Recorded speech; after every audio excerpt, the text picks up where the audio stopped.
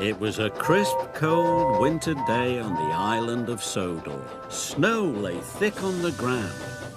The engines were working extra hard. James was pulling the slow goods train. He had stopped at a signal. Percy pulled up alongside, carrying the mail. "Hello, James," said Percy. Then the signal changed to green.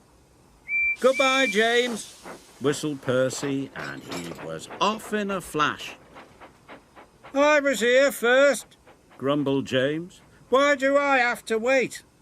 "The mail train is more important than slow goods," said his driver. Later, when James stopped for water, Thomas was already in front of him. "I have to go first," said Thomas excitedly. "I'm a guaranteed connection." "Everyone has a more important job than me," grumbled James. "Nonsense," said Thomas. "Everyone knows you're a really useful engine." But James wanted to be an important engine too. Later that day, the Fat Controller came to see James. "You must take coal to all the stations on the island," he boomed. "If the fires in the waiting room go out, the passengers will get cold and complain. It's a very important job," he added. "You can rely on me, sir," said James proudly. The Fat Controller left. James was excited. "An important job," he said happily. "Ah," sniffed Gordon. "It's only a load of coal after all." "Nonsense," snorted James. "I am going to keep the passengers warm. What could be more important than that?" And he wheeshed over to the water tower. But there was a queue at the water tank. "Come on," he steamed impatiently. "I have an important job to do." "Wait your turn, bossy boiler," said Thomas. James felt too important to wait, so he didn't. James rushed to the coaling station. He met Edward waiting at a junction. Edward was looking bothered. He had too many jobs and was feeling puffed out. "Can you take these sleigh trucks to the quarry?" Edward asked. "Sorry, Edward, but I can't," puffed James. "I've got the most important job on the island." And he chuffed grandly away. James arrived at the coaling station. He buffered up to the coal trucks and was on his way.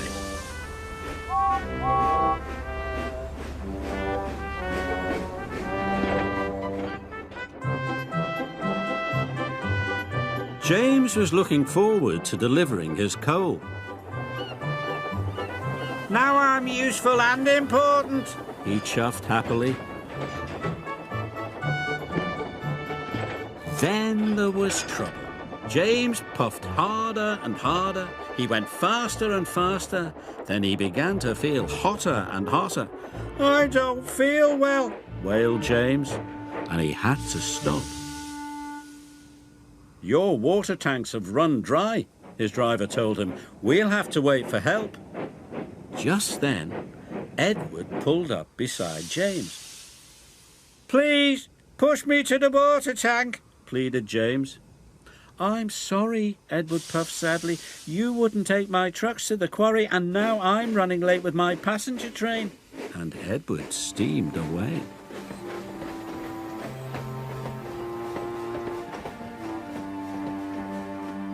Edward stopped and told the signalman all about James.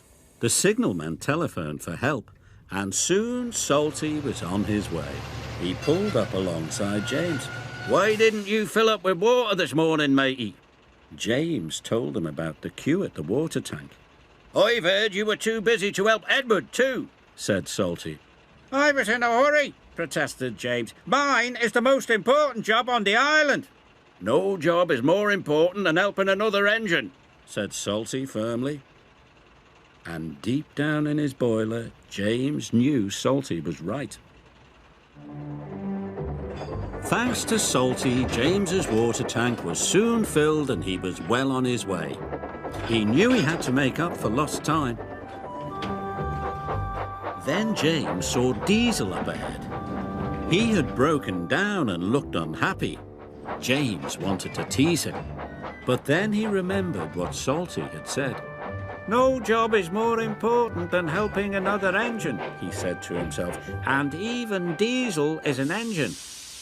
Come on, Diesel, I'll push you back to the sheds."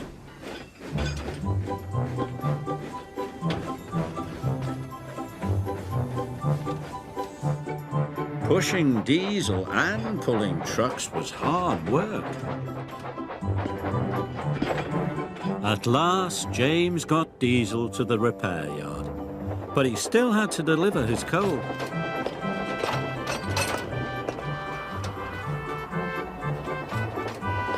The wind blew, and it was getting colder by the minute. James steamed all over the island, delivering coal to the station waiting route. Everyone was pleased to see James. Thanks to him, they were all kept toasty warm. The next morning, the Fat Controller came to see James. He knew all about Edward's trucks and James running out of water. "I'm sorry, sir," said James. "I put my own job first." "But you did learn your lesson and you helped Diesel," the Fat Controller boomed cheerfully. "And you delivered your coal on time. You, James, are a really useful engine." James nearly burst with pride. "Thank you, sir," he said. Being really useful was better than feeling important.